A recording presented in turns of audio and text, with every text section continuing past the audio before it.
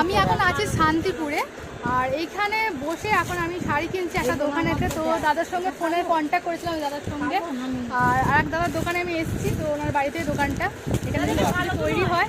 তো তোমাদের সঙ্গে একটা জিনিস শেয়ার করা আছে, যেটা হচ্ছে এখানে খাদি।